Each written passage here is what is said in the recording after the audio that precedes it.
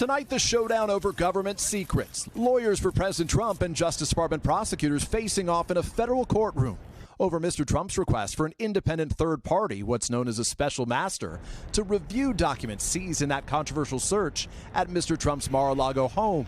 Tonight, the judge saying she'll rule on that request at a later date. Mr. Trump's lawyers arguing the judge needed to help restore public confidence by allowing more transparency into the government's actions and dismissing the investigation into the former president's keeping highly classified documents, comparing them to an overdue library book. The Justice Department opposes an independent review of the documents, saying they've already gone through them and acknowledging more than 500 pages may be protected by attorney-client privilege. The DOJ argues the classified documents belong to the U.S., not to Mr. Trump. Quote, because he is no longer the president, he had no right to take those documents. The judge today also saying she'll make public a more detailed list of what the FBI seized at Mr. Trump's estate.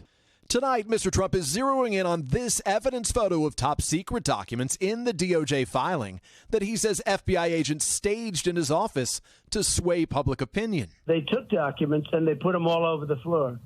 And then they deceptively put out that picture. For weeks, Mr. Trump and his allies have argued that he declassified the documents, but his lawyers have not made that argument in court.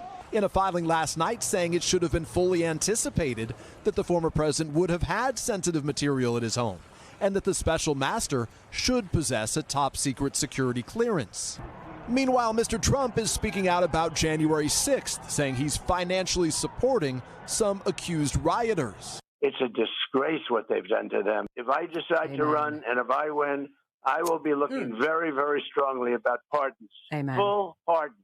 It comes the same day a retired NYPD officer received the longest sentence yet, 10 years for using a metal flagpole to assault a Capitol Police officer. And, Peter, also news about the current president and what could be a fiery speech tonight from Mr. Biden. Yeah, that's right. It's going to happen in prime time. The White House, Lester, just released some of these experts where President Biden will say, among other things, quote, MAGA forces are determined to take this country backwards, naming abortion rights, among others. But the top Republican, Kevin McCarthy, just now accused President Biden of an assault on the soul of America, saying he's attacking Trump voters, Lester, to deflect from his record. Thanks for watching our YouTube channel. Follow today's top stories and breaking news by downloading the NBC News app.